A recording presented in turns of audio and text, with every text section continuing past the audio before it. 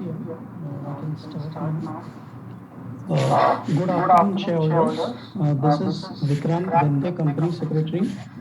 I'm pleased to welcome you to the 28th Annual General Meeting of Tata Technologies Limited, held through video conference.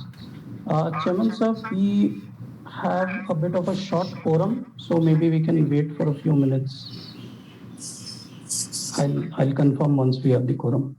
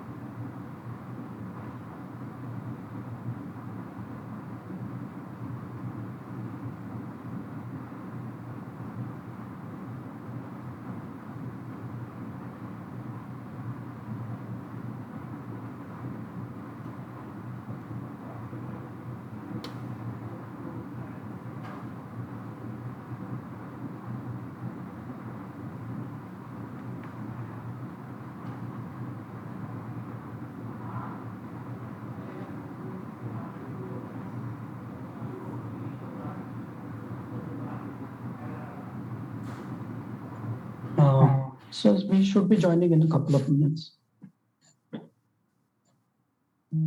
We should be starting in a couple of minutes.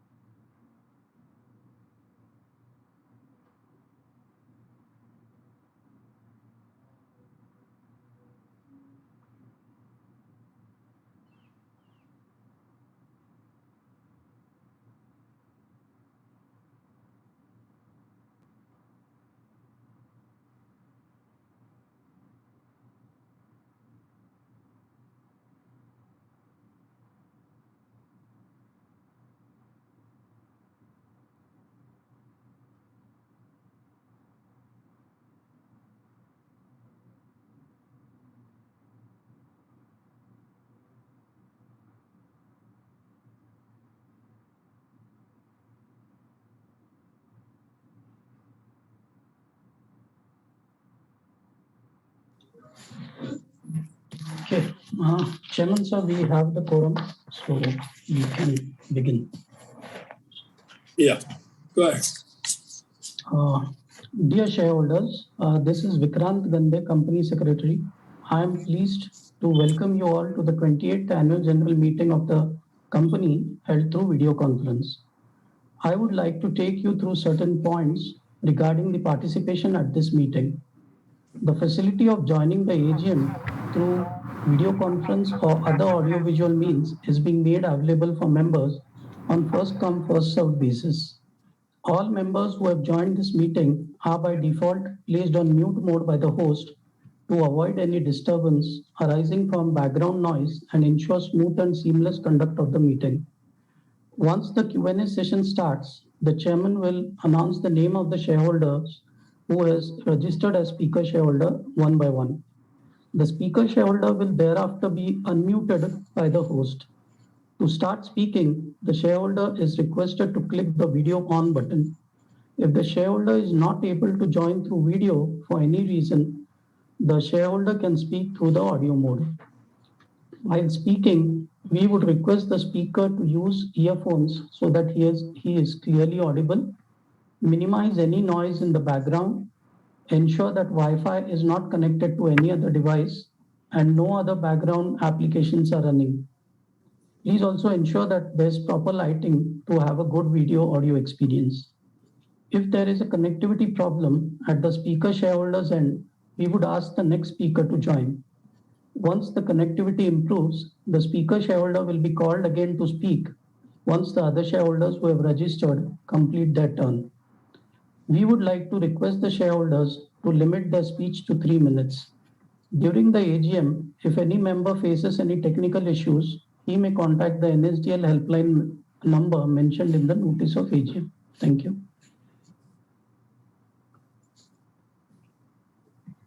Dear shareholders, good afternoon and a very warm welcome to the 28th annual general meeting of your company.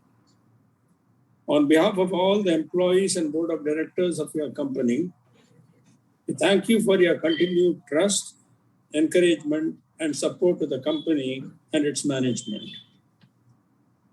We are meeting today in the backdrop of an unprecedented health crisis faced by the world, having its effect on all aspects of human life, including the way we conduct ourselves in business and personal lives.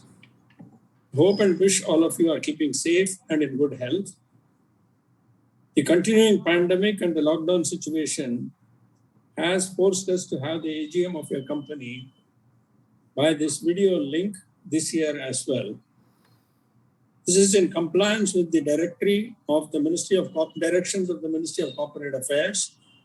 The company has taken the requisite steps to enable members to participate and vote on the items being considered at this AGM. While it compromises the pleasure of meeting all of you in person, it does provide an opportunity to the shareholders living in far-flung areas of the globe to participate in the AGM of your company. I welcome all those shareholders who are participating for the first time. As the requisite quorum is present, I now call the meeting to order. I now call on the directors who are on the video conference to introduce themselves. Now I would request Mr. Ajendra Mukherjee, Independent Director, to introduce himself. Good afternoon, everyone. I am Ajendra Mukherjee. I am attending this meeting from my residence in Kolkata. Thank you. Mrs. Aarti Shivanand, Independent Director. Good afternoon, everyone. This is Aarti Shivanand, and I'm logged into this call from my home office in Chennai. Thank you. Mr. P.B. Balaji, Non-Executive Director, please. Good afternoon, shareholders. This is Balaji here. I'm joining this AGM of Tata Technologies from my office in Mumbai. Thanks. Mr. Warren Harris, CEO and Managing Director, please. Good afternoon, everybody. I am joining the AGM from my residence here in Michigan. Thank you, Warren. The key managerial personnel present in today's AGM are Ms. Savita Balachandran, Chief Financial Officer, and Mr. Vikrant Gandhe, Company Secretary. Now, the company has received board resolutions from 3 corporate shareholders appointing and authorizing representatives under Section 113 of the Companies Act 2013 in respect of their holding representing 76.69% of the paid-up equity capital. Since there is no physical attendance of members, the requirement of appointing proxies is not applicable. Members who have not voted earlier through remote e-voting can cast their vote in the course of the meeting through e-voting facility. Since the notice is already circulated to all the members, I take the notice convening the meeting as read. The members are also requested to note that the company has received a notice in writing under Section 160 of the Companies Act 2013 from a member proposing the candidature of Ms. Aarti Shivanand as an independent and women director of the company. Further, as required by Section 160 of the Companies Act 2013 and Rule 13 of the Company's Appointments and Qualification Directors Rules 2014, the company has circulated an addendum to the notice of AGM 2022, informing the shareholders about the inclusion of an additional item in the notice of the AGM relating to the appointment of Ms. Aarti Shivanand as an independent and women director of the company. Since the addendum has already been circulated to all the members, I take the addendum of the notice of the AGM as read. Now I'll start on my speech a little bit with regard to what we see, the performance of the company, and we look at the growth. Good afternoon, as I said, and welcome to the 28th annual general meeting of the company. It gives me immense pleasure to host you this afternoon, albeit virtually. We had hoped that after 2 years of meeting in this way, we would now be able to meet in person. However, whilst we trust that the worst of the pandemic is over, there still remains a residual risk, as evidenced by the increase of mild COVID infections in many parts of the country and across the world. Therefore, as a matter of abundant caution, your company has decided once again to hold this AGM virtually. I think we want to take a moment to remember those TTL family members who we have lost to the pandemic. Our prayers are with the families, friends, and colleagues. The safety and well-being of our employees has been continued priority for your company during this challenging period. As an extension of our duty of care to all employees, we have rolled out multiple well-being initiatives with focus on mitigating the impact of the pandemic. This includes the provision of financial assistance to the families that have lost loved ones. As much of the world has progressed beyond the initial impact of the pandemic, your company emerged from the associated economic headwinds stronger than ever. In the fiscal year 2022, we recorded our best ever revenues of $473.5 million and a profit after tax of $58.5 million. This represents an industry-leading growth rates of 47% and 74% year-on-year respectively. This improvement in performance was underpinned by growth outside of the TML group. In FY20, business outside of the promoter group represented 46% of our service mix. In fiscal 22, this scaled to 64%, thereby allowing your company to diversify and mitigate our traditional client concentration risk. Furthermore, whilst revenue growth has been primarily driven by the automotive sector, progress has been made by the emergence of our education proposition. In fiscal 2022, our education business contributed $60 million. This compares with only $5.8 million in the year FY21. Now, digital technology is revolutionizing discrete manufactured products like cars, aircraft, and farm equipment. Once composed majority of mechanical and electrical parts, products have become complex systems that combine hardware, sensors, data storage, microprocessors, software, and connectivity in increasingly innovative ways. These smart connected products made possible by vast improvements in processing power and by the network benefits of ubiquitous wireless connectivity, which have unleashed a new era of collaboration and competition. Smart connected products offer exponentially expanding opportunities for new functionality, greater reliability, higher product utilization, and capabilities that transcend traditional sector boundaries. The changing nature of products is also disrupting value chains, forcing companies to rethink and retool nearly everything they do internally. These contemporary products alter industry structure and the nature of competition, exposing companies to unprecedented opportunities as well as threats. They are reshaping industry boundaries and creating entirely new industries. Consequently, smart connected products raise a new set of strategic choices related to how value is created and captured, how the prodigious amount of additional and sensitive data they generate is utilized and managed, how relationships with traditional suppliers are redefined, and what role companies should play as industry boundaries are expanded. Your company is well positioned to benefit from such trends, as evidenced by the impact of our products and services globally. What we have done in the last 12 months is leveraged our proprietary electric vehicle modular platform to secure multi-million-dollar wins in the battery electric vehicle space.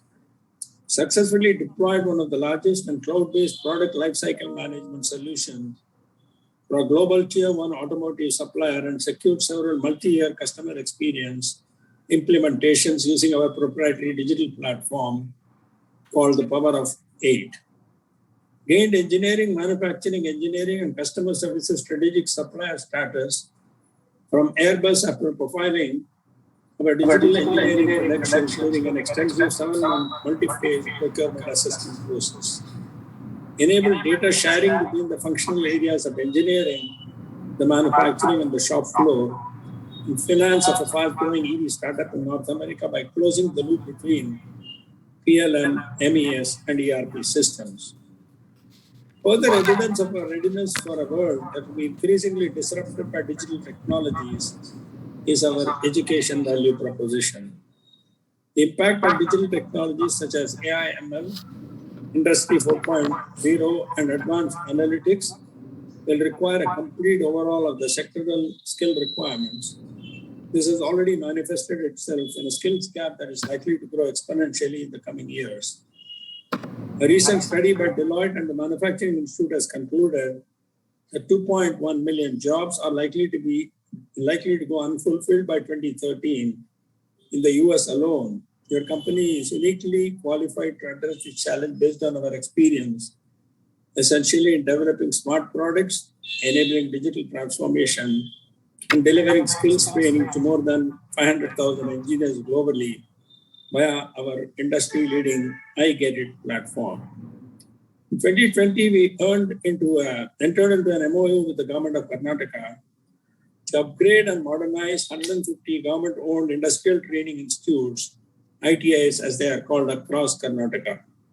This included the development of curriculum, learning paths, and training content to equip students with an understanding of electric vehicles and Industry 4.0. Engagement helped our education revenue to grow, like I said, from $5.8 million, INR 42.8 crores, in fiscal 2021 to $60 million, INR 447 crores in fiscal 2022. The strength of our value proposition has been further validated by the interest we have attracted from several other state governments. The last 6 months, your company has entered into similar partnerships with 4 state governments to transform their ITIs into centers of excellence as part of the commitment in building skills that are relevant to the evolving needs of the global manufacturing sector. The company has also collaborated with the government of Manipur to establish the first of its kind Center for Innovation, Invention, Incubation, and Training to facilitate upskilling in areas such as digital engineering, Internet of Things, AI, and ADAS. Now, let me touch briefly on the human capital.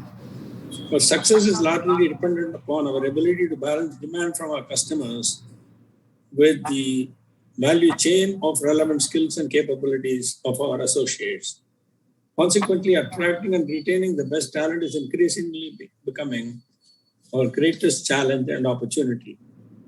In the year fiscal 2022, employee engagement and retention has assumed heightened importance due to the global war for talent and the implications of the Great Resignation. As a result, we mobilized a series of interventions that are designed to improve our ability to hire, reskill, retain, and engage the best people in the industry. To improve efficiency in hiring, a company deployed a new applicant tracking system to automate the entire hiring journey from profile sourcing to provisioning of an offer letter. The company also launched an external employee brand campaign with a view to attracting and onboarding the best and the brightest of our sector to our sector. To increase capacity, a company is driving a focus on campus recruits with renewed vigor. To enhance learning and development, a company launched a global in-house technical training academy called TechVersity in fiscal 2022. TechVersity trained 700 young graduates and enabled upskilling and cross-selling, reskilling of more than 6,000 employees. Management training was enabled through an initiative called LEAP that was delivered in conjunction with LinkedIn Learning, TMTC, and XLRI Jamshedpur. To assess and measure the overall experience of an employee at Tata Technologies, your company also deployed an AI-powered virtual chatbot called Amber, which has already informed several improvement initiatives.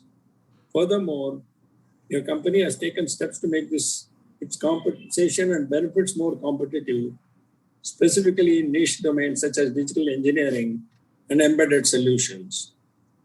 Touching on the financial performance, on a consolidated basis, the company recorded an increase, as I said, from revenues from operations of 48%.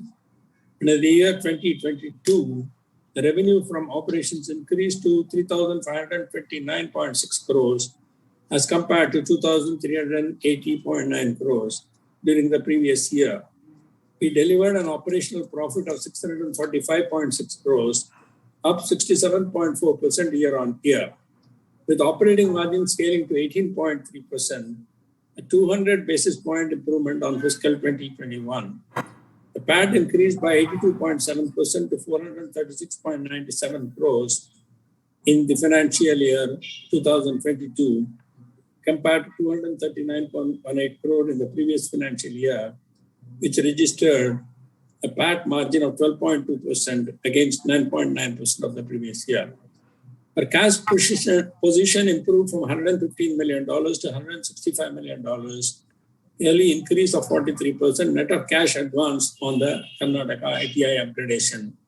The company continues to be debt-free.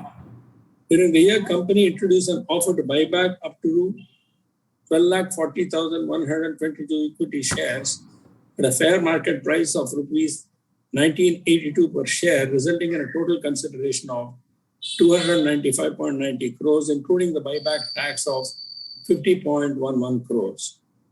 Based on the total shares tendered by the participating shareholders, 12,40,122 equity shares were bought back, and the transaction was completed successfully on the 20th of April 2022. The promoters of the company did not participate in the buyback. Coming to awards and accolades, our endeavor to continuously deliver value to our stakeholders has received several external acknowledgements. The company continued to delight customers, as evidenced by the Net Promoter Score survey in October 21, where your company received the industry best and highest NPS rating in its history. The Zinnov 2021 ER&D services ranked your company first among all India-based global automotive ER&D service providers for a third year in a row. Moreover, it positioned your company in the leadership zone for the fifth year in a row. The company was also ranked as a global leader in the aerospace ER&D and digital thread services. The NASSCOM Engineering and Innovation Excellence Award in 2021, your company won the Engineered in India Product of the Year for innovative and cost-effective solution, enabling dual powertrain platform. Similarly, at the group's 2021 Tata Innovista Awards, your company won 2 awards for the first for an innovative solution for dual powertrain platform, the second for a co-innovation project with a customer leveraging digital data and artificial intelligence for profitable growth. I think on the CSR, guided by the efforts of the Tata Group, we continue to work tirelessly to address the needs of the communities in which we live and work. We continue to make a positive impact by leveraging our core competencies, resources, technology, and employee volunteers.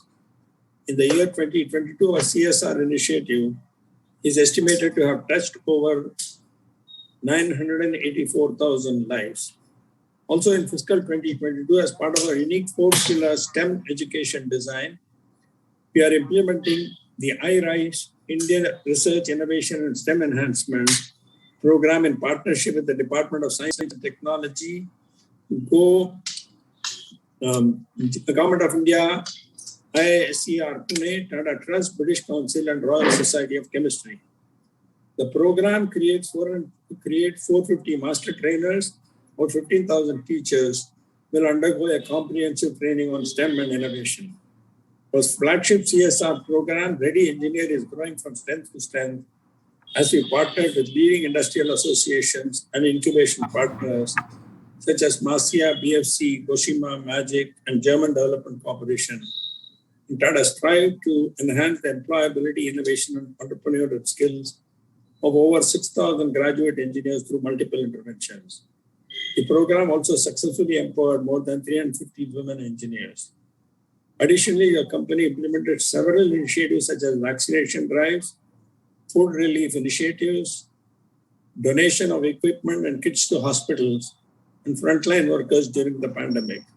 The company also raised funds and contributed to mental health efforts, upliftment of blind children, book distribution and reading, celebration drives for the disenfranchised communities. The company shall continue to focus on three key areas for its CSR initiatives to optimize and impact and achieve scale. Promotion of education, including STEM education, enhancing employability and entrepreneurship skills, and promotion of gender equality and empowerment of women. Finally, in closing, I would like to place on record board's appreciation for Mr. Bushchek and Ms. Nivriti Rai for their invaluable contribution and guidance to the company and to the board. Mr. Gunter Karl Bushchek ceased to be a director of the company with effect from the 30th of June 2021, and Ms. Nivriti Rai resigned from the board of directors with effect from March 11, 2022. We wish them all well in the future endeavors. Ms. Aarti Sivanand has joined the board as an associate additional director, and her appointment as an independent woman director is placed for the members' consideration at this AGM. In closing, I'd like to thank all the Tata Technologies employees around the world for their hard work and commitment to our clients and our business. They have toiled under challenging circumstances and demonstrated remarkable professionalism, dedication, and resilience. I'm very proud of the value that they have delivered to all our stakeholders. Thank you all and stay safe and healthy. Since there is no observation, qualification, or comment by the statutory auditors in the report on financial transactions or matters which have any adverse effect on the functioning of the company, the auditor's report does not require to be read. I would now request the CEO and Managing Director, Mr. Warren Harris, to make his presentation. Thank you.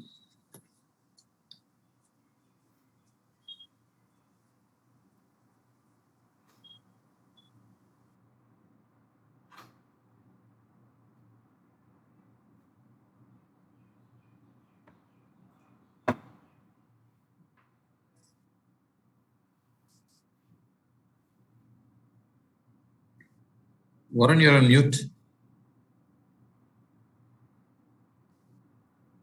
Can you hear me? Yeah, we can hear you now, Warren. Okay, thank you. Once again, it's a great privilege for me to be presenting the performance of your company at this year's AGM. My intention over the next 20 minutes is to run through the highlights of our performance. I'll double click on the financials. I'll position some of our other achievements and accolades, the investments that we continue to make in people. I'll highlight and celebrate with you some of the impact that we are affecting with some of the stakeholders that continue to be invested in our company. And I'll close with some of the initiatives and interventions that we are affecting to ensure that we protect the momentum and reinforce the progress that your company is making. As far as highlights are concerned, as the chairman positioned, FY22 has been a remarkable year for your company. We grew our revenues by 47% to $473.5 million. We grew operating profit to $86.4 million. And both our top line and our bottom line represent best ever achievements for your company. Our cash balance at the end of the 12 months was $186.2 million. Your company continues to be debt-free. One of the gratifying aspects of the performance last year, and the chairman touched on this, was the growth that we've seen outside of Tata Motors and JLR. We grew our business outside of the Tata Motors group by 68%. And as the chairman positioned, we are continuing to make progress against our traditional client concentration risk. We continue to invest in capabilities and IP and technologies that are relevant to the transformation that's going on in manufacturing. And we grew our digital and embedded electronic lines of service by 33%. We continue also to reinforce the rigor and the discipline around which we are running the company. And we saw margins improve by 190 basis points. As the chairman pointed out, we had a breakout year for our education proposition, but we are also seeing green shoots of improvement outside of automotive in industrial heavy machinery and in aerospace, as evidenced by the recent empanelment that we've achieved at Airbus. Let me now profile some of the details in and around the financial performance. The performance in FY22 followed the COVID-impacted year of FY21, and so some of the growth rates are artificially inflated. But even when you look at the performance of the company against what was previously the high watermark, particularly in terms of revenue in FY19, our growth rates still stand out. What I'd also like to highlight is the improvement that we are seeing in mix. As I said before, and as was profiled by the chairman, we've seen exponential growth outside of Tata Motors and JLR. We finished the year with revenues from JLR and TML being only 32% of our aggregate revenues, and that compares with a 48% number some 5 years ago in FY18.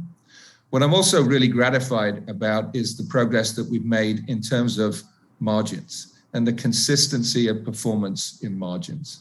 As was commented at last year's AGM, even in the COVID-impacted year of FY21, your company took steps to align expense and revenues.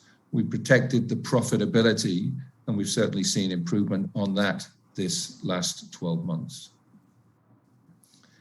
From a quantum perspective, each one of the line items that's profiled on this slide represents a best-in-class achievement, including cash when we adjust for the advancement that we received from the work that we've undertaken with the government of Karnataka. One thing that I will point out about this slide, however, is the improvement that we've seen in offshoring. We grew our offshore numbers. This is business that we are delivering from Eastern Europe and India. We grew that part of our business by over 50%, which I think is a testament to the growing confidence that our customers are having in complex projects that are being undertaken from India and Romania specifically. From the perspective of our growth rates, not only did they represent the best growth rates that we've ever achieved in our history, when we compare ourselves against the basket of companies that we typically benchmark ourselves with, and that's the LTTS, that's the Science, that's the KPIT, and that's the Tata Alexis. The growth rates that we achieved last year were best in class. As I pointed out before, the diversification, the progress that we've made in terms of diversification was dominated by the work that we've undertaken in education. But we are starting to see improvement in industrial heavy machinery and also in aerospace. And just to position the context and the importance of the empanelment at Airbus, we've now joined a strategic supplier program at Airbus that includes 17 companies that will compete for over 2 billion euros of spend at Airbus. And we are actively responding to a number of RFPs and a number of RFQs, and we're very confident that we will continue to scale the activity that we are undertaking for Airbus. As far as digital and embedded are concerned, not only did we demonstrate solid progress last year, again, when we compare ourselves with the companies that we benchmark Tata Technologies against, our growth rate in digital and embedded was right at the top of the sector. And one of the things that we are extremely pleased about is that the combination of our domain knowledge, together with the investments that we are making in things like AI and ML, in digital engineering, in data sciences, and the software solution stack that underpins the work that we are undertaking in embedded electronics. That convergence is really resonating with our clients, and we continue to see significant increases in demand in these areas. From the perspective of our customers, we've made progress in terms of our customer pyramid. We now have 3 companies that spend over $50 million with your companies, and we've also made improvements at the base of our customer pyramid. From the perspective of our cash position, we've really reinforced the rigor and the discipline in and around invoicing and collections, and we've seen improvements both in terms of cash and our days sales outstanding. From a DSO perspective, we improved our position from 95 days to 72 days last year. And when you net out the advanced payment that we received at the end of last year from the government of Karnataka, as the chairman profiled, we scaled our cash position, our net cash position, from $115 million to $165 million. Let's look at some of the wins now that informed the numbers that I've just profiled. We are working with a Southeast Asian OEM on delivering 2 electric vehicles. We've also been responsible for the development of an all-new electrical architecture that is not only being integrated into the 2 vehicles that we are responsible for, it's also being rolled out against a portfolio of vehicles for that client. Here in North America, we have renewed the relationship with Stellantis in and around the PLM and PDIT area. We've been working with that organization for 20 years. The success last year was won in the face of very stiff competition, but it represents another 5-year engagement for your company. And in addition to rolling out the solution for the government of Karnataka in and around the refurbishment of the ITIs, we followed that up with a deal at the end of the year with the government of Bihar to undertake a similar engagement. As the chairman profiled, we were also recognized inside of the group. We won 2 out of the 5 Innovista categories. Innovista is the platform that the group uses to promote and recognize innovation. And the fact that we were able to win 2 out of the 5 categories is quite significant, particularly when one considers that we are competing with some of the larger Tata Group companies that have much bigger R&D budgets. As the chairman positioned, we were recognized by Zinnov as the leading automotive ESP in India. That's the 3rd year in a row that we've been positioned in that way. We had a best-in-class NPS score last year, and we were also able to celebrate some significant project milestones, including what we consider to be the number 1 the largest cloud-based PLM implementation in the manufacturing industry with Morelli. What's also gratifying is that the wins from last year have also been followed up with progress that we have been able to secure in the first 3 months of this fiscal year. Following on from the wins with the government of Karnataka and the governments of Bihar, we have signed deals with the state of Tamil Nadu and the state of Assam to continue the progress that we are making in education. We have also signed framework deals with NIO, the battery electric vehicle company in China, and with a company called Forvia, which is the new company that's been formed through the convergence of Faurecia and Hella. We now have a framework agreement with that organization. So the deal conversion and pipeline building continues to establish momentum and gives us good confidence in terms of our expectations for this year. As far as human capital is concerned, we are working very, very hard to ensure that we have the capacity and the capabilities to satisfy the demand that continues to build. We finished the year with over 9,300 people. At the end of the first quarter of FY23, that has scaled to almost 9,900 people. As the chairman positioned, we have been challenged by what's going on in the marketplace for talent. And last year, in order to rebut that, we recruited over 4,000 people.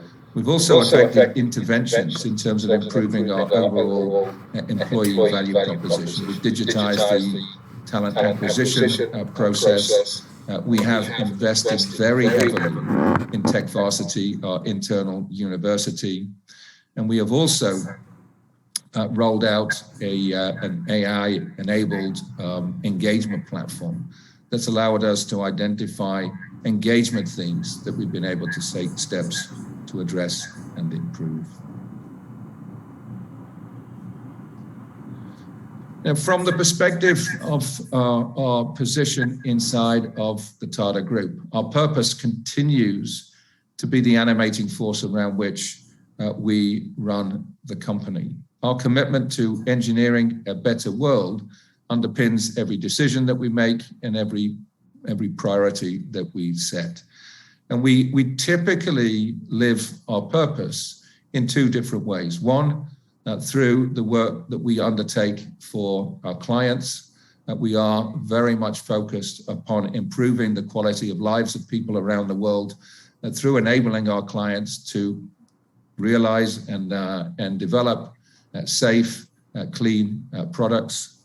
But we also demonstrate our commitment to engineering a better world through how we do things. At a time when the world is increasingly driven by conflict and geopolitical tensions, and we believe, a great example of what can be achieved when teams from different parts of the world are unified and connected in support of a common objective. In terms of how we're doing that, as I positioned before, we're working with VinFast in Vietnam. Vietnam is one of the fastest growing economies in the world. The IMF have positioned that Vietnam is likely to exceed the economy of Thailand by 2030 and become the second largest economy in Southeast Asia. The IMF are also projecting that if current growth rates are sustained, then Vietnam will exceed the economies of Poland, of Sweden, and Switzerland by 2036. The partnership that we are undertaking with VinFast is playing a very important role in helping Vietnam establish a manufacturing sector, and that is very much on the critical path of the ambitions that the country has. In India, we are working through our education proposition and through the work that we're doing in CSR to help educate the youth of India with skills that are relevant to the requirements, the emerging requirements of the global manufacturing industry. The work that we are undertaking, we believe, is playing a very small part in helping India leverage its demographic advantage and rightly claim its position as the skills capital of the world. We're also playing a role in the context of addressing the challenge that climate change represents. We believe that climate change is real. We believe that the impact of CO2 emissions is playing a role in temperatures rising around the world. That's having an impact on weather patterns. And ultimately, we believe it will have an impact upon the planet and by association, our children and our children's children. We are right at the leading edge of the work that is being undertaken in the manufacturing sector to move away from a dependence upon internal combustion engines to electric propulsion systems and alternative propulsion systems. And we're very proud of the work that we are undertaking in this space. We are also, as the chairman profiled, very active in terms of giving back to the communities in which we live and work, not just in India, but around the world. In India specifically, however, we continue to work very hard in schools to promote science, technology, engineering, and maths. Our flagship Ready Engineer program is increasingly touching more and more final year students as they ready themselves for employment. We are sponsoring and promoting women in engineering, and we are actively involved in a number of rural development programs that are targeted at underprivileged stakeholder groups in India. Again, as the chairman profiled, we have touched over 900,000 lives in India just last year. And we continue to be as proud of the work that we are undertaking in the community as we are of the work that we are undertaking for our customers. Before I finish, let me just make a couple of comments about what we believe is a very exciting future, particularly as we look to intersect with the changes that are going on in the manufacturing sector. 2 years ago, when I presented to the shareholders at the AGM, I positioned our response to the COVID-19 pandemic. I positioned that our first priority was to protect the integrity of the company, and I positioned the actions that we were undertaking to align expense and our precipitous drop in revenues. Somewhat counterintuitively, I also positioned that we were committed to leveraging the pandemic to accelerate the transformation of our portfolio and our capabilities to align with what we had understood to be the opportunity in manufacturing, particularly as manufacturing was moving to a focus upon electrification, connected, shared, and autonomous. I think the progress that we have been able to demonstrate in the last 12 months is proof positive that the actions that we undertook were the right actions. But we firmly believe that we are right at the beginning of the journey. And so we are not complacent. We are looking for opportunities to identify improvements in terms of how we interact and interface with our customers, and how we drive improvement and optimization in the way in which we deliver value to those customers. In closing, I would like to once again thank the shareholders for the confidence and trust in the leadership team of Tata Technologies. And at a very personal level, I would like to thank the chairman and the board of directors for their ongoing support, encouragement, counsel, and advice over the last 12 months. Thank you. Thank you, Warren. I now request the company secretary, Vikrant Gandhi, to explain the sequence of meeting and process of voting on the resolutions in the meeting. Thank you, Chairman, sir. The Companies Act 2013 provides for electronic voting. Accordingly, the company has provided the members the facility to cast their vote through the remote electronic voting system administered by NSDL. Facility for voting at the meeting is also provided for members present here and who have not voted yet. Members may also please go to the voting page of NSDL e-voting website and cast their vote. Mr. Jayant Bhave, practicing company secretary, has been appointed as scrutinizer to scrutinize the votes cast at the meeting and through remote e-voting.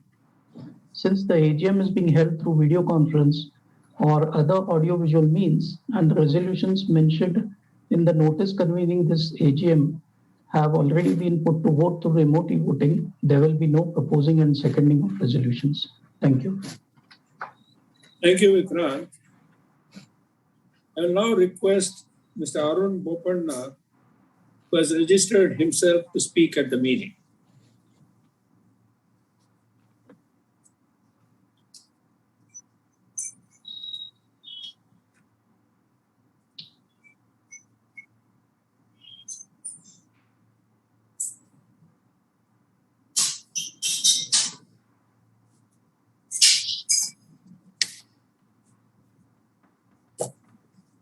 You're on mute, sir.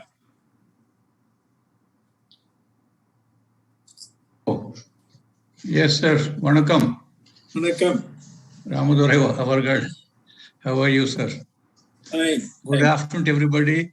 Thanks to Raghav Mule for arranging the VC. Sir, Ramadurai, sir, you invited me to attend long back. Today I made it on the VC. I'm in Hyderabad currently. You always had a standard and a boundary which everyone knows and acknowledges, Ramadurai, sir. Your name has been synonymous with enterprise, excellence, and success too. You always had great mutual respect, and I'm blessed and proud of that. COVID gave us a lot of experimental learning, gave us next-gen leaders too. Tata Technology, observations and comments on the post-COVID time. Technology is far from the world of faith. Technology is more towards reason. But you will still agree with me that our Vedas are the real source of knowledge to explore. Tata Technology observations and comments. EV and AV will change the auto industry. Auto industry will evolve with complex digital cockpit for better driving assistance and autonomy. Tata Technology innovations and role for the above. So humans evolved over several centuries creating comforts. World is richer now, but heavily in debt. So richer we get, harder it's to live within our means. Abundance is harder to handle too. So often people are working hard at wrong things, working on the right things probably more important than working hard. So India, 45 crore people are still unconnected and deprived of digital services. What will the TTL role play? What are your comments and solutions apart from your TCS bandwidth too? What role will TTL play in Modi's smart cities, economic corridors, international manufacturing hub, cashless economy, solar power energy hub, Atmanirbhar Bharat, etc. I'm very happy with the unique marriage with Assam government for the 2,390 crore project to upskill around 20,000 students here. Who is better than you, sir? You did head the national skill development too, and you're the best person to handle this. I'm proud TTL will unleash that and transform in the education of the fourth industrial revolution for huge positive development in high-tech zones with a target to generate 5 lakh jobs a year. Your comments, sir. Economically, we are gaining. Ecologically, we are losing. We have lost faith in the rhythm of earth and the connectivity of reality. Tech has scripted history, but overuse and abuse of technology is like putting coins in pockets with holes. So with technology now and with Ukraine war, your dream house, your dream car, bank balance shall turn to dust and we can become a refugee in minutes. Ukraine war is an eye-opener to everybody. So with tech, there's also growing gun culture too. That will be a danger from a son born from the womb of a woman who is sharing history with us, not an outsider.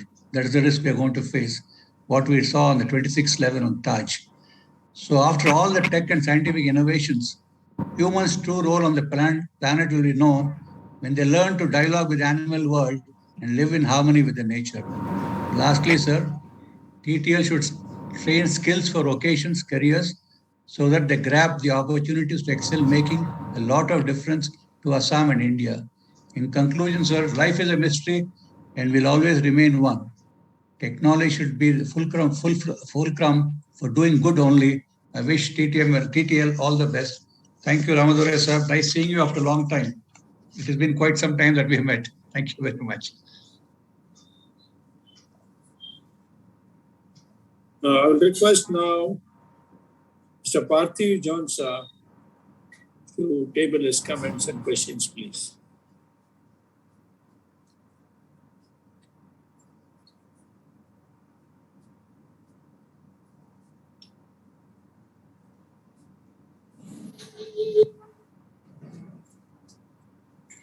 Good evening, sir.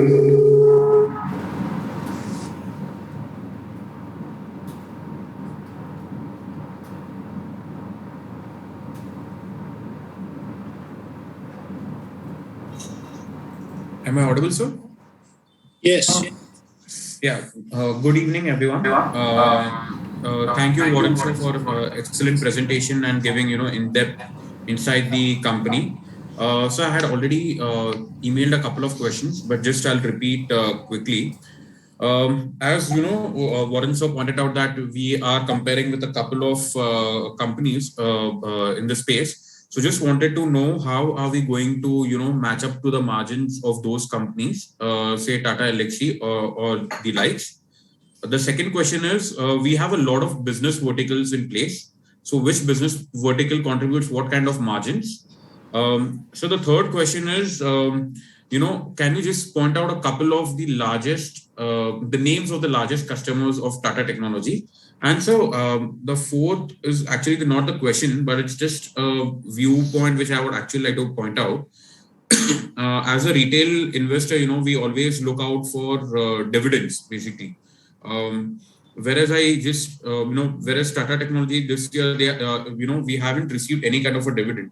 What happens here? Every party to the company starts getting paid on time, and we are retail investors, and this is one source of our income to us. So it's just a humble request that if you can just have a prudent dividend policy in place, like the other unlisted companies which are there in the market, you should have a certain dividend payout policy in place. So even a retail investor like us are being benefited at the end of the day.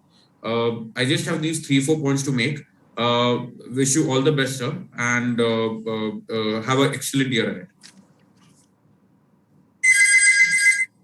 Thank you. Can I request now Mr. Naveen Bothra to table his comments and questions, please?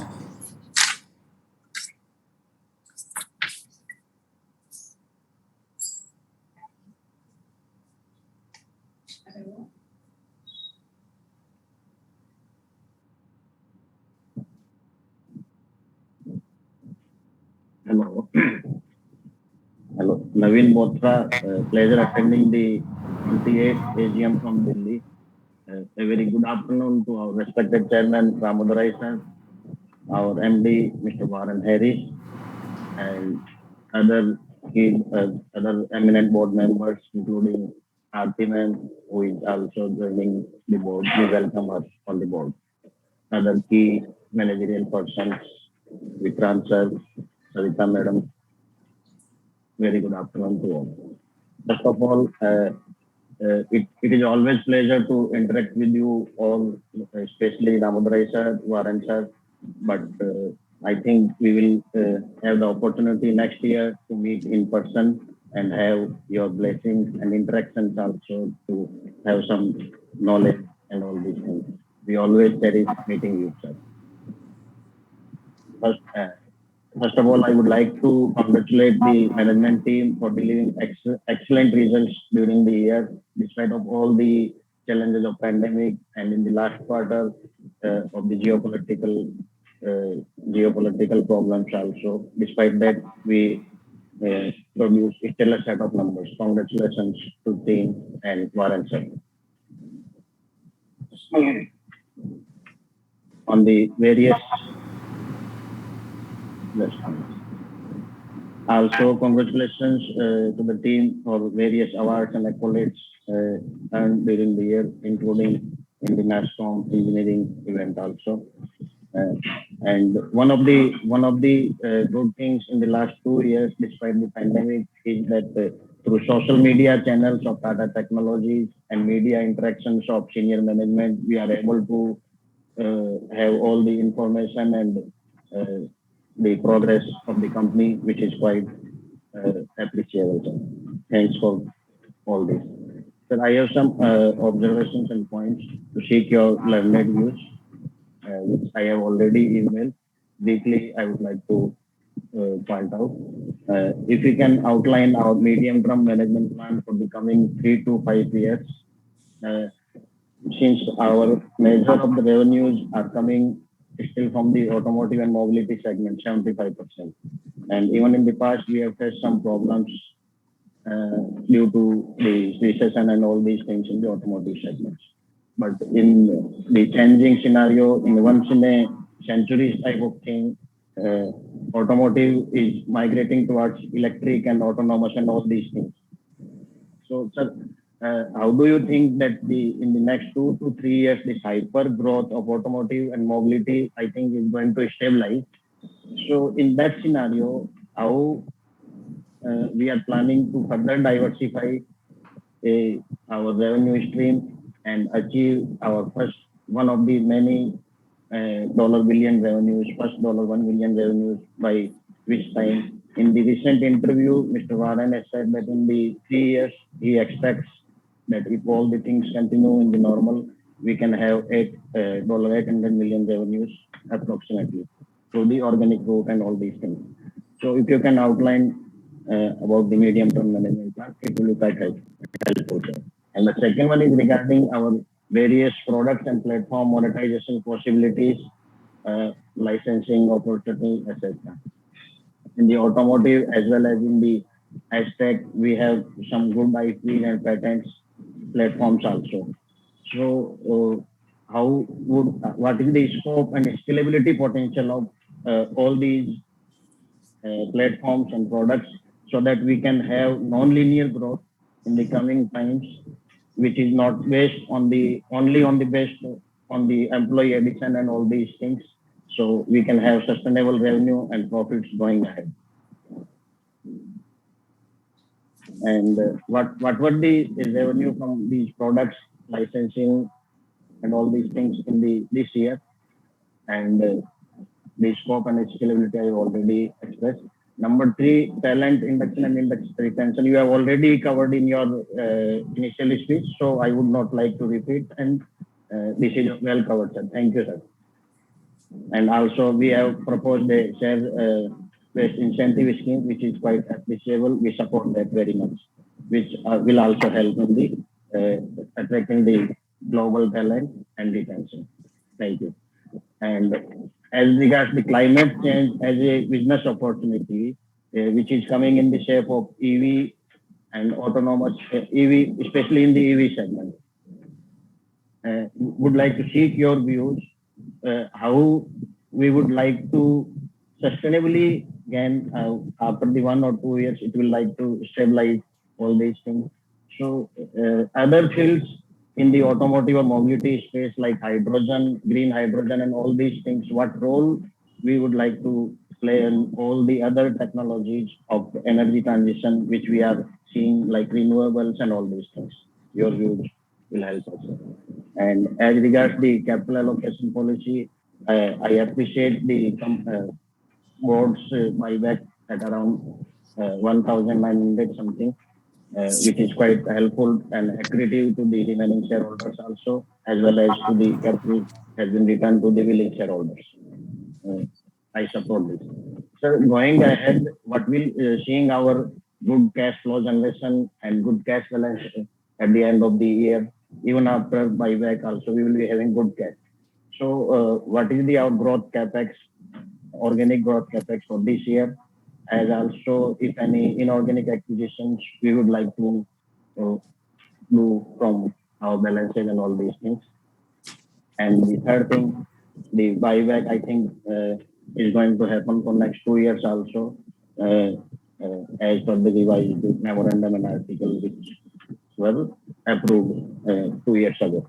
So all these things, capital allocation policy, if you can guide us. So, in the end, I would like to wish management team a great success in the times ahead, and we look forward during the year or the next year AGM. Even if we can have in this city also, I will get in touch with Vikrant sir to have to meet you in person, Mr. Varan, Ramudurai sir, who would like to seek your opportunity, sir. I have already voted in favor of all the resolutions, and once again welcome RTM on the board and propose a vote of thanks to board members. Thank you, sir. Thank you very much for providing the opportunity, especially Secretarial Department, Vikrant sir, and his team member Raghu Mulai for smooth onboarding. Thank you very much, sir. Thank you. Thank you, Mr. Botra. Can I request Mr. Nalin Shah to table his comments and questions, please?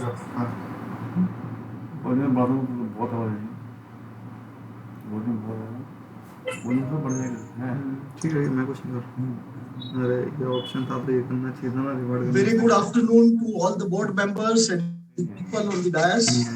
I would like to first of all congratulate the Tata Technologies team under the able leadership of Mr. Ramadurai as well as Mr. Warren Harris to create such a marvelous company in the making, and the way the company is, I think, flourishing, we have no doubt that you will be scaling much greater heights.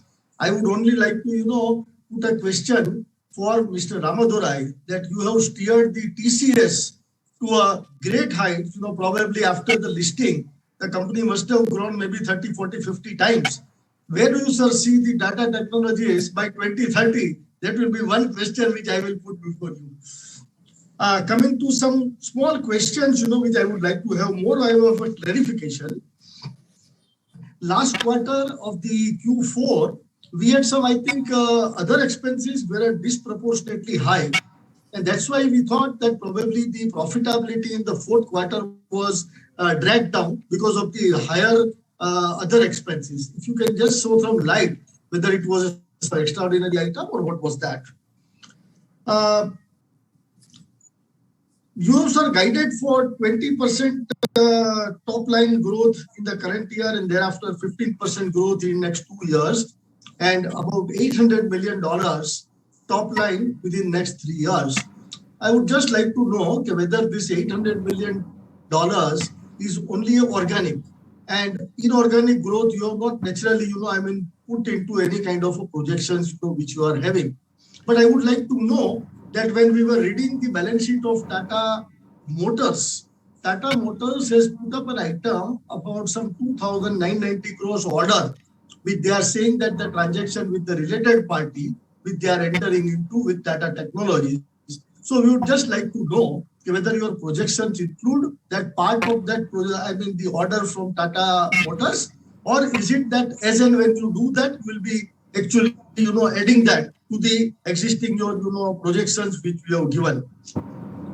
Another question would be, sir, this IIT is excellent, I think ITIs, you're excellent. Some 3 states you have tied up with a big, almost around 4,600 crores each of the ITIs, the budget which is there. Just like to understand whether this is more like this thing, sort of aiding these institutions, or is there some commercial, interest or, profitability also involved in this ITI, which we are working on? So you being a leader in the e-mobility and now the aerospace industry, whether, it always happens that the lot of, I think, client companies get interested in such a technology company like ours, and they may somebody like to have some, kind of stake in our company. Is there any possibility or anything under consideration or anything which can happen that you would just like to know? And you had also given in your presentation about the Airbus industry. So that we would like to know that, there's $2 billion, you said that we will be bidding for it. So what is the kind of a timeline or what is the kind of, the economics or expectation of the pie from the $2 billion which you are expecting or working upon? That would be my another question. If there is any inorganic growth potential, that also you can search, throw some light on that. And my last request is that we are able to participate and have a very good interaction with you people on an annual general to annual general meeting. But now since the technically all the companies are disclosing on a quarterly basis and having analyst call, though you are not a publicly listed company, so you may like to avoid that. But if we can have some kind of investor relations department or some nominated people with whom we can liaise for any of our queries during the year, that would give us a good opportunity of interacting with your people. And lastly, we support in advance all the resolutions which you have put before the shareholders. We endorse and approve all the resolutions, and we wish all the best to the management to perform more and more and greater heights to take this company. Thank you very much. Thank you. Thank you, Mr. Nalin Shah. And I request Mr. Vasudeva Ramasamy to table his comments and questions, please.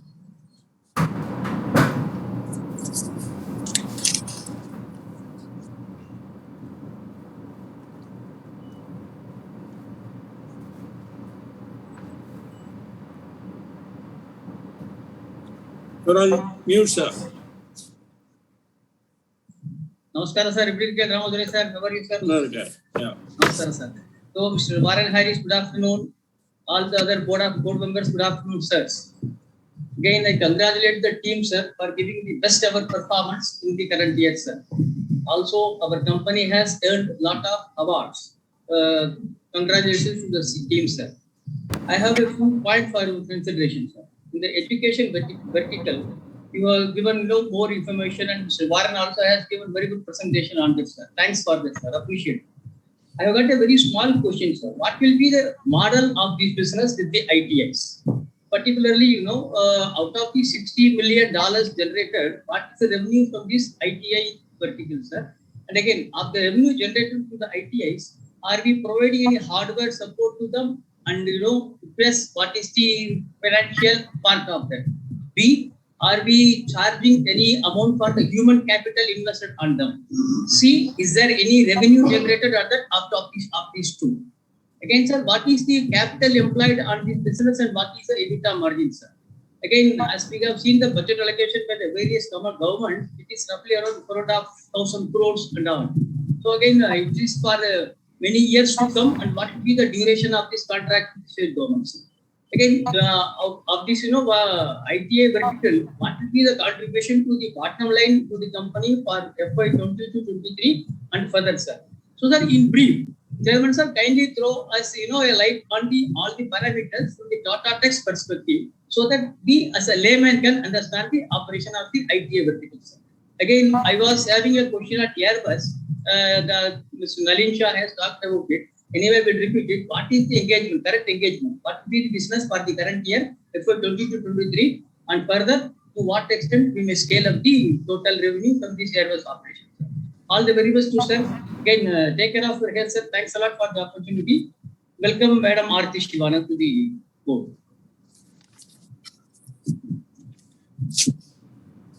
Now, I would like to formally thank all of you, Mr. Arun Bopanna, Mr. Parthiv Deepak Jansa, Mr. Naveen Bothra, Mr. Nalin Shah, and Mr. Vasudeva Ramasamy. Let me try to answer all the questions that have been tabled in the order which they have been communicated. In some cases, the question may be a repeat, so I may try to not respond again and again.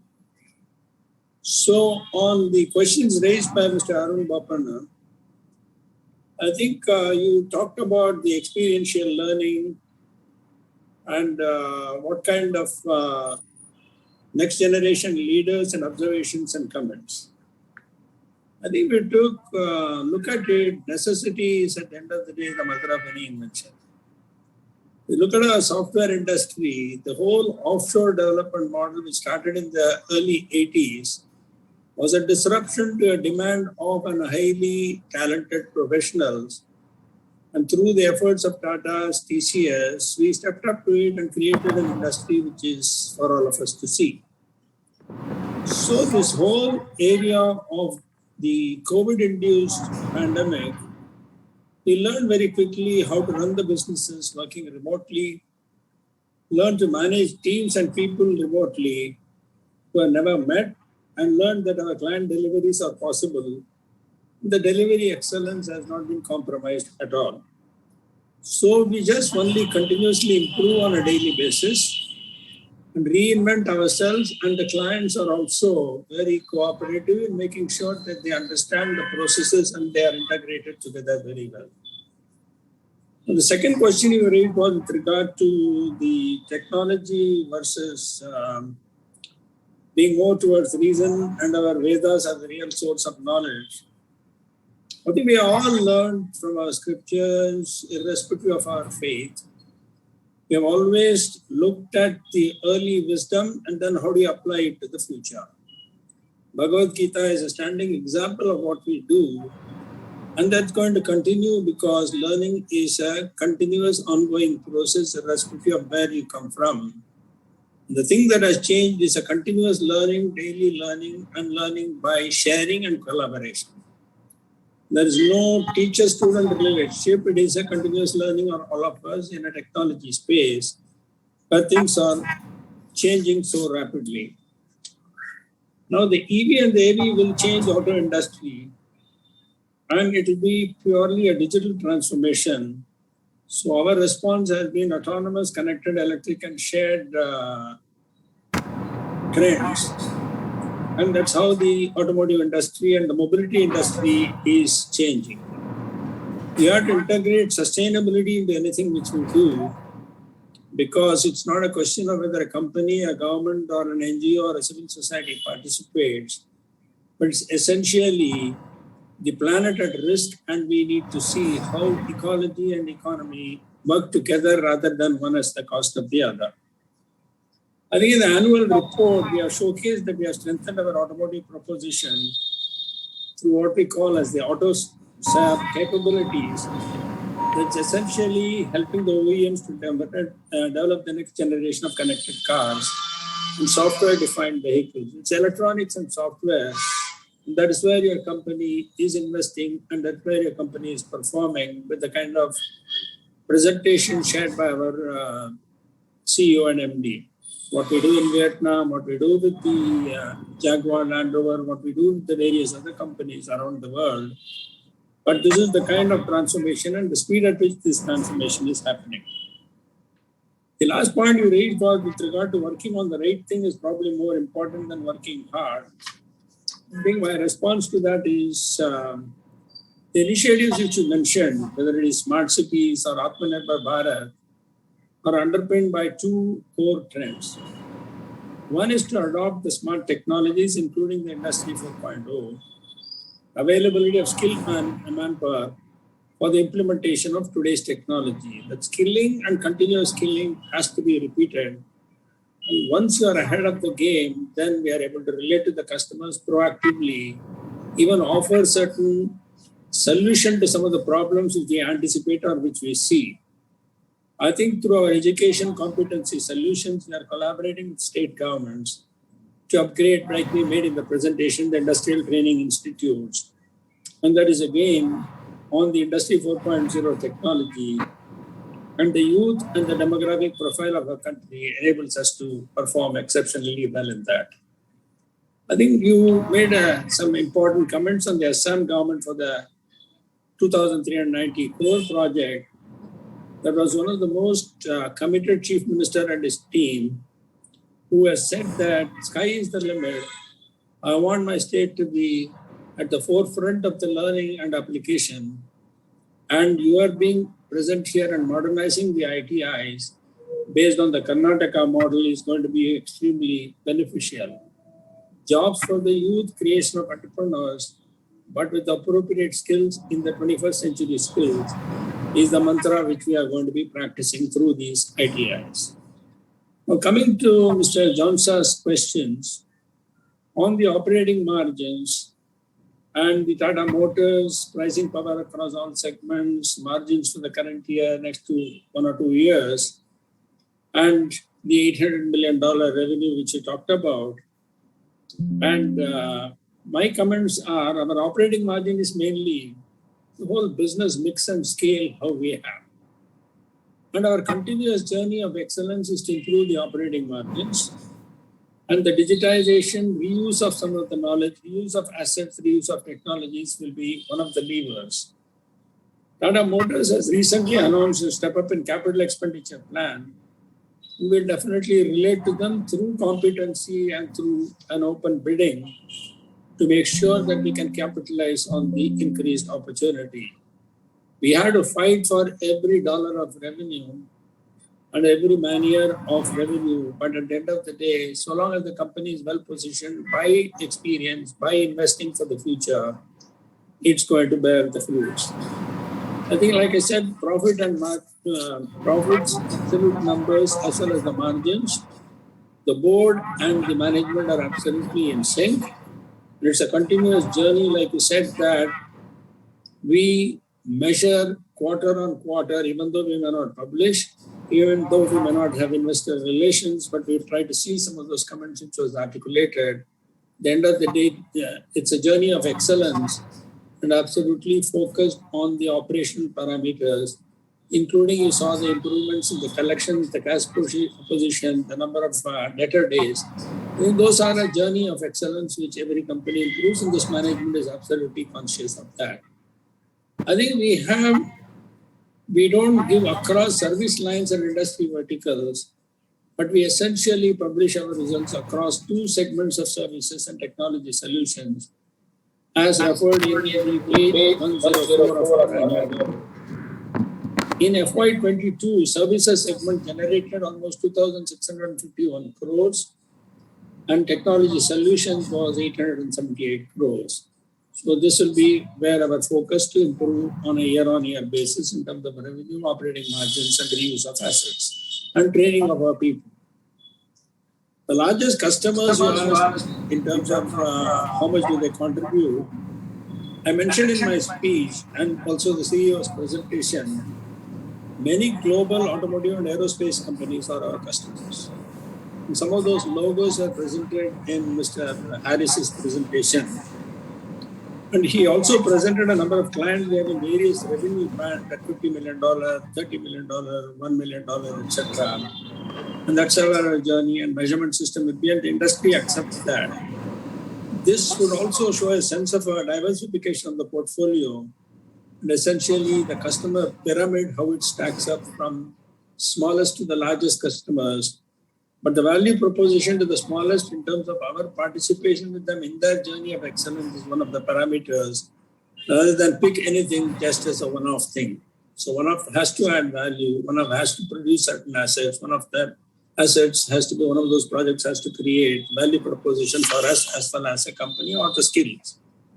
I think on Mr. Botra's questions with regard to the medium-term management plan, he also, before he mentioned that hope we can all see in person next year, he was congratulating the management and the Warren's team for the awards, and also his observations were extremely valuable. I think the client diversification, the company in the last couple of years has made concerted efforts to improve the business profile, essentially creating a balanced portfolio of our automotive clients. If you see in FY22, the business outside of Tata Motors and JLR, which is our promoter group of 64%, we expect this proportion to grow further as we mine opportunities in the external customer group as well. The industry diversification, we are in the automotive industry with nearly 3/4 of our revenues coming from this sector. We're making some very, very accelerated investments in other industries, which are aerospace, heavy machinery, education, and other select areas, which are large R&D spenders who would help us to further de-risk our business and adding to the revenue growth. Now, the third one is the increased digital and embedded business. This is where the transformation across global corporations, across industries are happening. And our customers are investing in mechanical engineering and other traditional areas of product development, sustainability engineering initiatives, and semiconductor-related development activities which continue to sustain the accelerated path in the embedded and digital engineering areas. So we are doubling down our investments to develop capabilities and leverage the extended opportunities. Alliances form a very important part of our growth strategy to partner with a number of global players, domestic players, but essentially it is one of collaboration, cooperation, and leveraging for the best interest of the customer or the industry with an integrated ecology and economic benefits. Given all of these, we need the capability and the skill. Hence, our plans include enhancing our employee value proposition, namely the existing employees, so that we may hire, train, and retain the best available talent.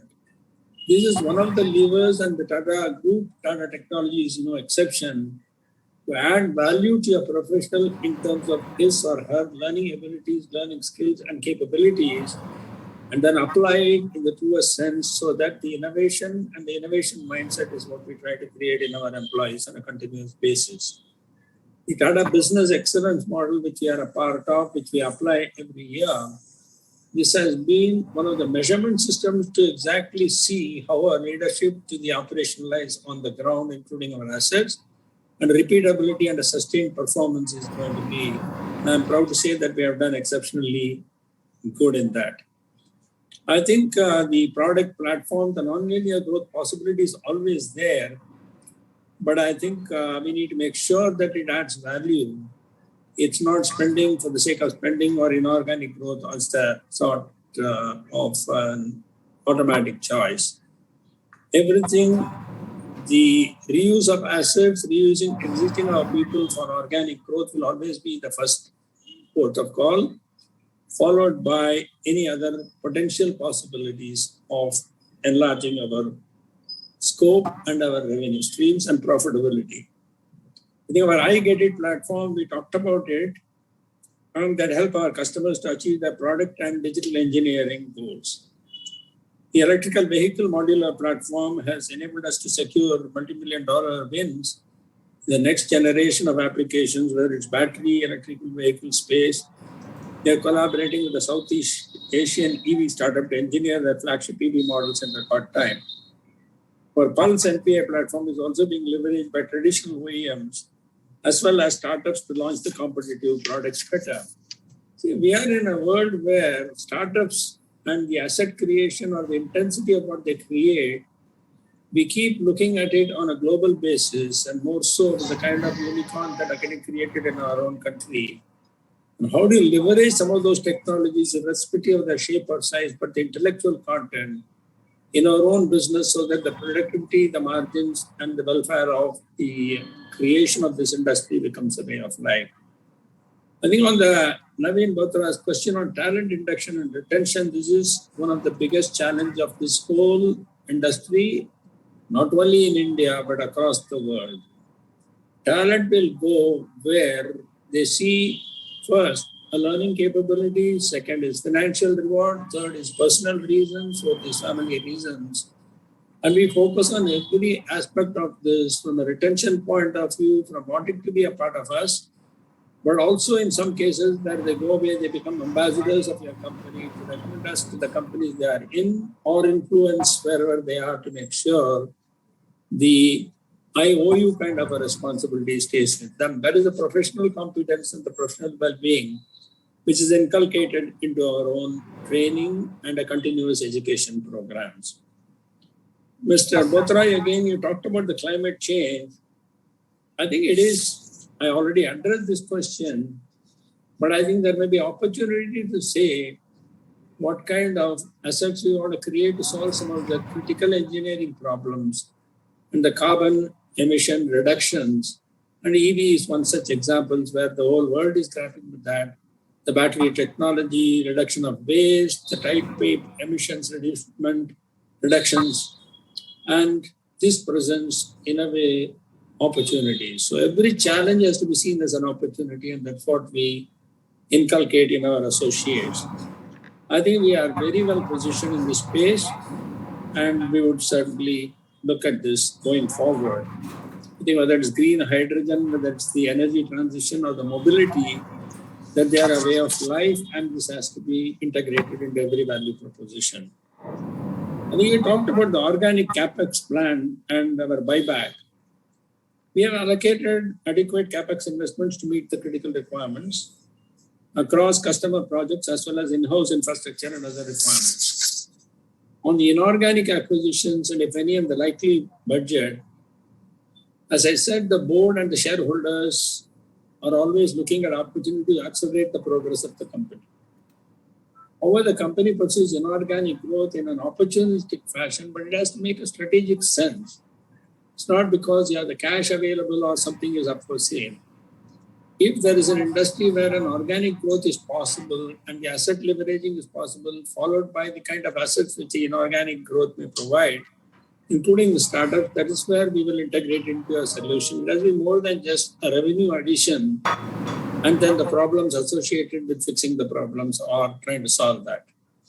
The capital allocation towards further buyback, the funds for the future buybacks will always be sourced out of the free reserves, securities premium account, or other permitted sources. The quantum of buyback will be 10% or 25% of the aggregate of the fully paid up equity shares capital and free reserves. And this is what is permitted under the Companies Act 2013. Coming to Nalin Shah's questions, I think thank you for your comments on the team. And you raised some questions with regard to TTL by 2030. I think the expenses, other expenses which we incurred last year were primarily due to two reasons. One is the increase in software and AMC costs primarily on account of increase in business operations. The allowances for bad and doubtful debt increased by 12 crores as we provided for certain overdues from customers as per our revenue management policy. It's as per the policy. Although we continue to work with the customers for collections. This does not mean we become a bad debt. It is essentially a provision as per the provision policy that has been put in the company. The buyback was successfully completed and 8 shareholders participated in the buyback, which included 3 body corporates and 5 foreign individual shareholders. I think the buyback, TTL is an unlisted entity, as you know, and hence there is no formal marketplace or market price similar to publicly traded companies. We follow a methodology as presented in the Companies Act 2013, and as such has appointed independent valuers to determine the buyback price. So in line with our articles of association, the company has appointed 2 valuers, and based on their valuation reports, the fair market value of 1982 per equity share was approved by the board as the buyback price. Now you said you have guided 20% and thereafter 15% growth over the next few years via inorganic expansion. I think this question seems to have origin in the below article on a business standard. This is an estimate based on the overall engineering services market. It's a huge opportunity and we must look at that. And the growth as per the industry reports published by Zinov or NASCOM, etc. And our recent wins and pipeline potential. So it must be looked at from that context rather than a simple target or anything. And we are looking at opportunities both to accelerate the growth of the company in India or outside. And like I said, the inorganic opportunity already covered. Now the Tata Motors AGM notice, we understand 3,000 crores would be from Tata Motors under related party transaction. See, as per SEBI LODR regulation, listed entities are required to take approval from the shareholders in AGM for material related party transactions. The material related party transaction which we are take approval from the shareholders in the AGM.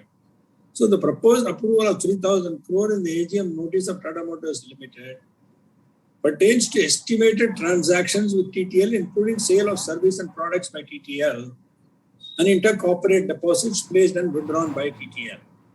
Please note that 3,000 crore is the upper limit based on our estimates. So that's the context in which it has to be understood.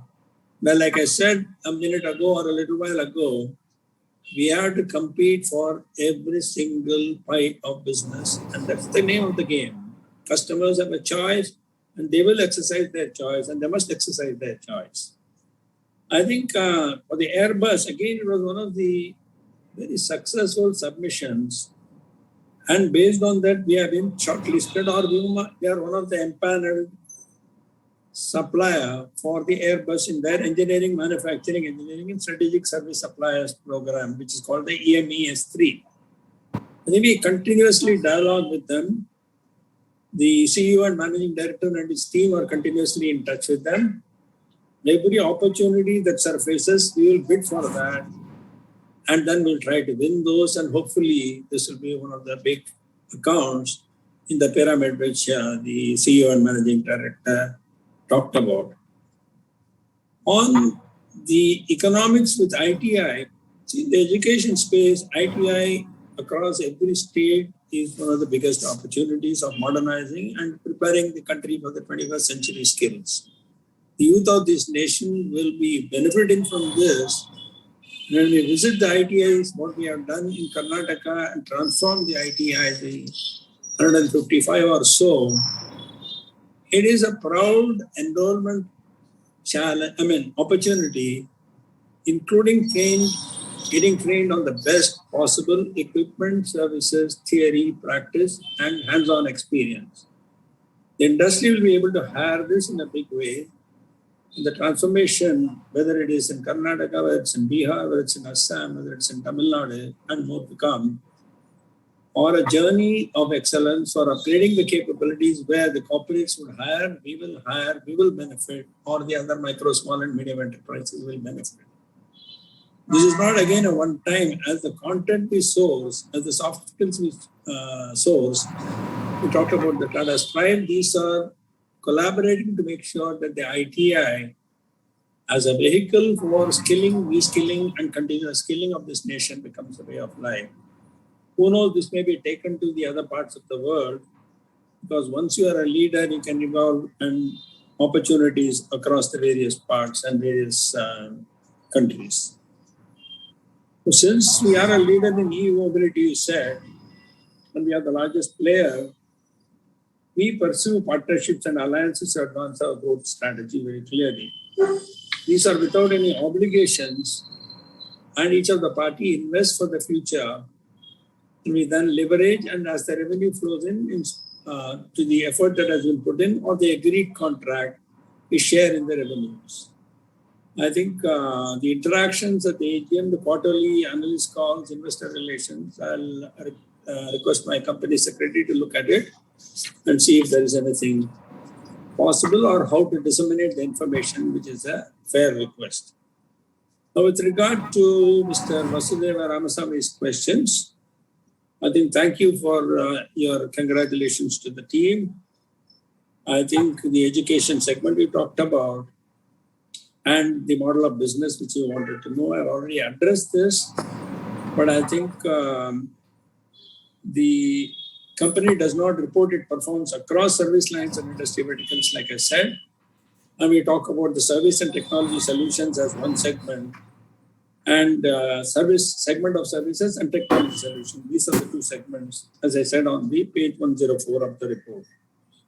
I think the technology solution segment, I again gave the split up of 878 crores, and this may be attributed primarily to education.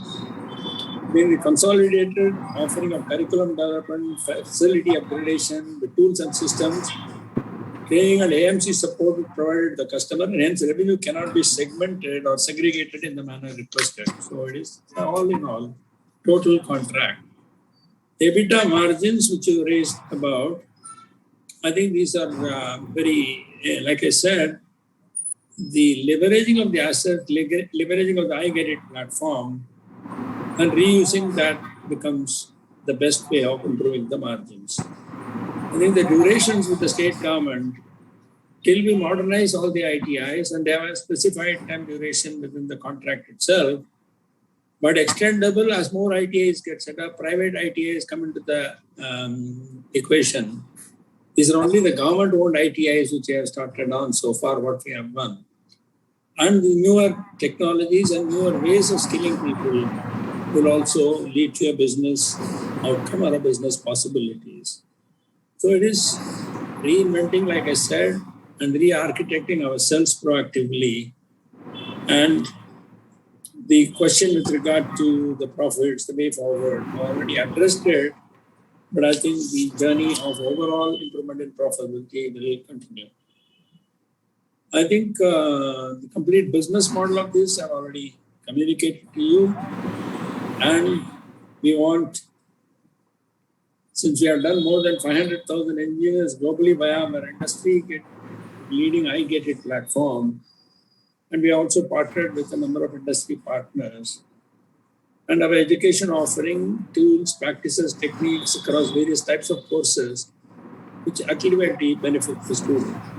I think the objective is to bridge the gap between the academia and the industry so that they are ready to be deployed once they graduate from these ITIs or from many of the training which we provide across the globe. I think the scalability I already talked about, the sustainability I talked about, we talked about the CSR, our commitment to ecology and environment, and hopefully we will meet in person next year. I would like to thank all the shareholders for making the time and being present today. And thank you so much.